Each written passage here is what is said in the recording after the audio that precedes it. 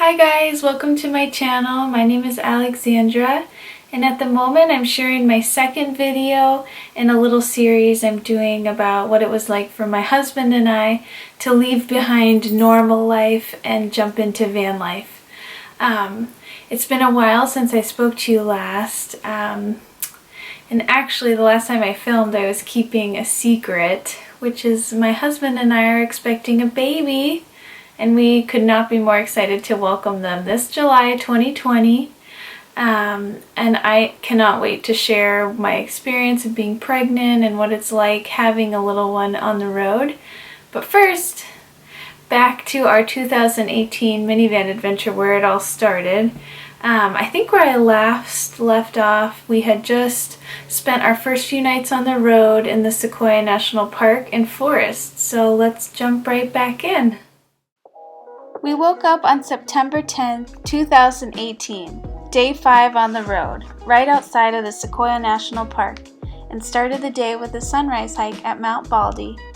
It was our first of many sunrise hikes on our adventure. Even though I was freezing, we were digging it. I kept running to the pockets of sunshine to keep myself warm till the sun rose all the way. The colors in the sky were stunning, and even more exciting, there was absolutely no one around, just us. It didn't take us long to get to the top. It's only about a 5.5-mile hike round trip, and the views are definitely worth it. As my husband likes to say, you get a lot of bang for your buck, and in this case, we definitely did. So, I know I said there was no one around a few seconds ago, and there weren't, until these two guys showed up. I mean, they were nice enough, but we really had our hearts set on being the first people of the day to reach the top. And we were, because I literally made Johnner sprint to the top with me. I'm usually not a competitive person, so I'll just blame it on my Leo rising. Luckily for me, I married a Leo, so he loves me anyways. We made it, you guys! Give you a little pano for views. Wow. So pretty. Out of our 5-year relationship, our 5 days of living in the little minivan on the road was the first time we had ever lived alone together. We were really enjoying it, being just he and I. We waited to move in together 1.5 years into our relationship, and when I moved in with him, he already had roommates. But honestly, we really enjoyed living with our roommates. One of my besties wound up moving in when one of our other roommates moved out, and it was like living with family that you get along with. One of the biggest bonuses that came from sharing a space with others was we were able to save a ton of money that would later help us on our adventure. Anyways, not in my wildest dream did I ever imagine our first place together would have been a minivan. But we were liking it. After our hike, we hopped back in the van and headed towards somewhere I'd never been, Kings Canyon. On the way there, we stopped to make lunch at Hume Lake. Once we got to the top of the canyon, my mind was blown looking down into it. I was literally hallucinating looking into the massive mountainside. Like, things were definitely moving. I kind of felt like I had taken magic mushrooms, but I promise I didn't. I kept making Johnner pull over so I could take it all in. It was honestly pretty scary though, driving into the canyon. There's only one way in and out.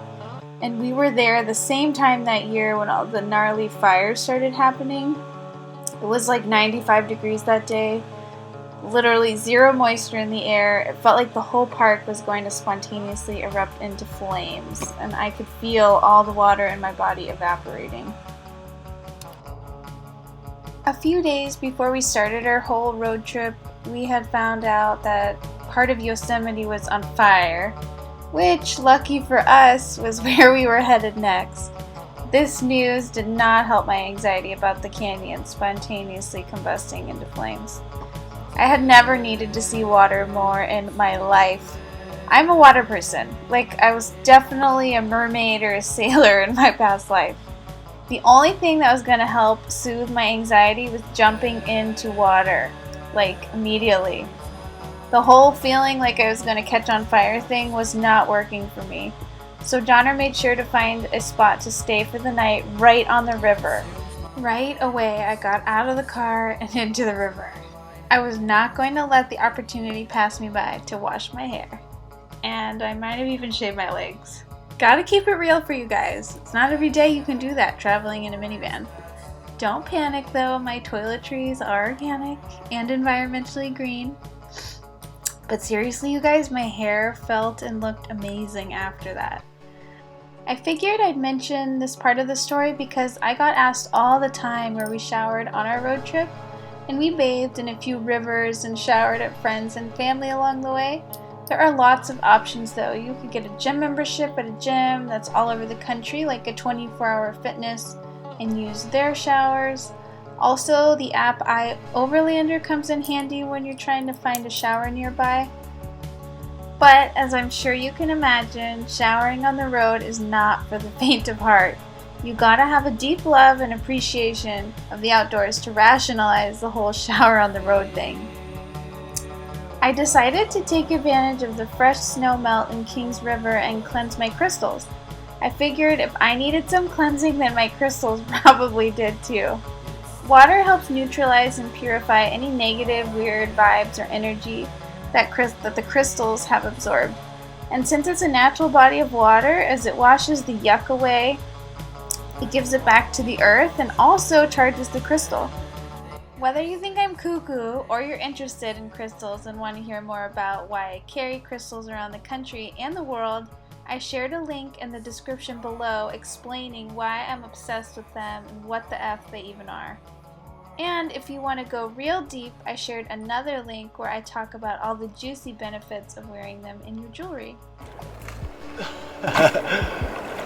Is it clear enough for you? Oh, it's so soothing. Real talk though, you guys, I don't think I've ever seen so many frickin' mosquitoes in my whole life as I did when we were in Kings Canyon.